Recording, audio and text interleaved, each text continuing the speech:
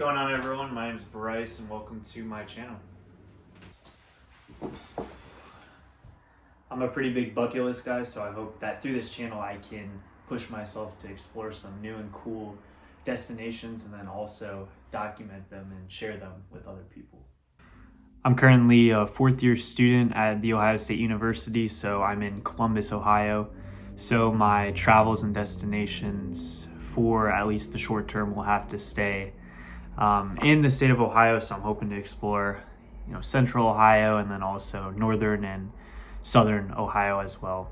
All right, so the first destination, first bucket list place that we're gonna visit today, it's gonna be the Scioto Mile. All right, this guy needs to learn how to pronounce words better. It's the Scioto Mile. But anyways, the Scioto Mile is a river walk located right in the heart of downtown Columbus along the banks of the Scioto River. This river walk consists of parks, trails, a restaurant, and it even has a cultural arts center. Some of the major stops along the Scioto Mile will be at the Bicentennial Park, which features the historic Scioto Fountain, the Battelle Riverfront Park, which features numerous memorials, and the McPherson Commons to get a glimpse into Greek architecture with the historic arch. All of the different parks and neat places to stop at are within a mile and a half of each other, which makes it super easy and super optimal to see all of the different stuff. The Scioto Mile was ranked in 2024 on the top 10 list of best river walks in the whole United States, and today I'm definitely going to be testing that out. Suited up and ready to go. All right, all we need to do is find parking and then we'll be good.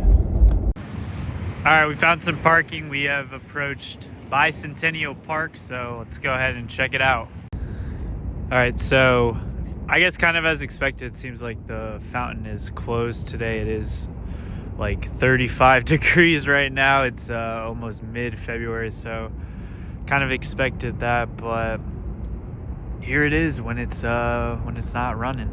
I'm sure this is a huge attraction during the summer when, people just want to drop their kids off and play in the fountains. They probably do some sick night shows at that fountain, because I think all those different stuff on the fountain, I think all that stuff can light up in different colors, so that's pretty sweet. Little theater action here.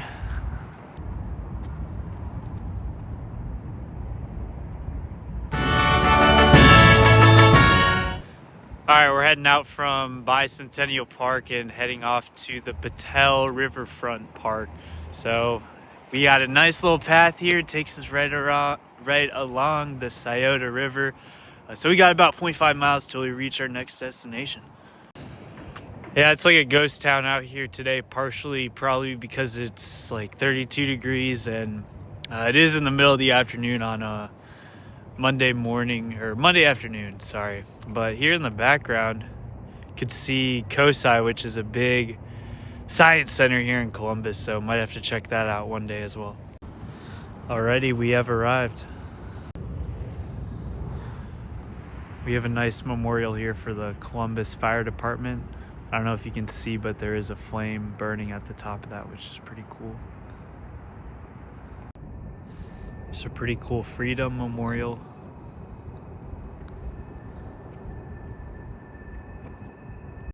They got some pretty cool sculptures of just different animals, which is something that's really neat. Might be time for an updated one of these. Alrighty, we're leaving the Battelle Riverfront Park and we're gonna head to the McPherson. I don't really know how you pronounce it. I tried to look it up, couldn't find anything, but we'll say the McPherson Commons, that's what we'll call it. The Columbus, Ohio. And we have arrived at the McPherson Commons, and there is the historic arch. The historic arch was saved from the old Columbus train station when, I think this was in the 1970s, they demolished it. But they did save this beautiful arch and created this park to preserve it. The arch has decorative elements like the columns from Greek and Roman 19th and 20th century architecture, but there's also some Italian and French Renaissance elements that are thrown into this design as well. Here's the view from the front.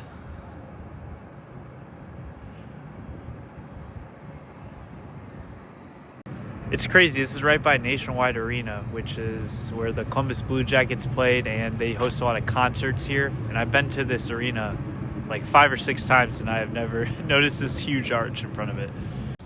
Man, I wish I had a drone so I could capture some really cool footage of that arch. But now we're leaving the McPherson Commons, and we're gonna head to North Bank Park.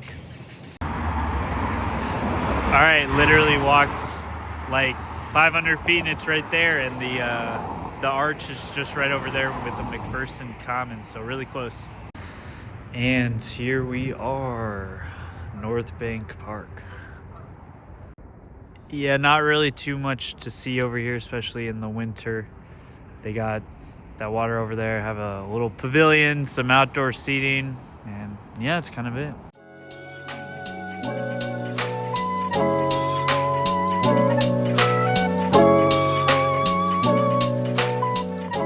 The North Bank Park does have the best views by far out of any of the other parks that I've been to on the Scioto Trail.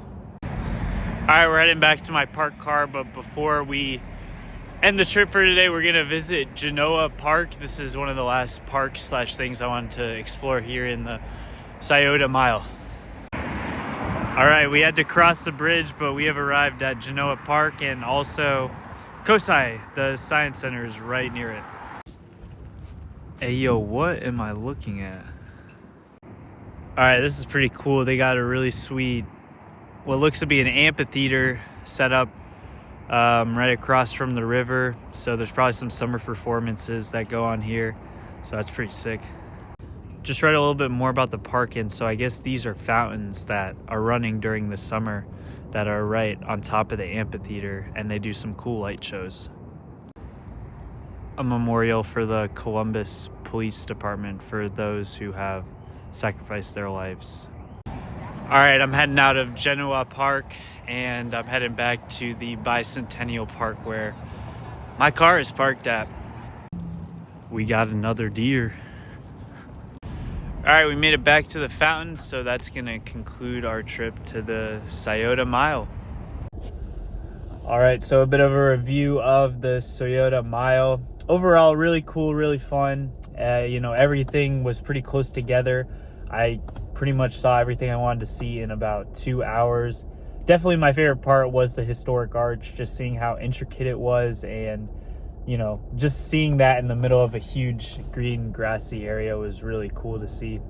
I did go in the middle of February, so none of the fountains were on or anything like that, so I'd like to come back over the summer and potentially see a light show at night, because they do that with the fountains at Bicentennial Park and also Genoa Park, so that would be really cool to see. The plus side of coming in the winter is that not many people were on the trail today, so I kind of had the whole thing by myself. But yeah, overall, really cool, really neat. Glad that I checked it out today, and thank you so much for watching the video, and there is definitely more to come.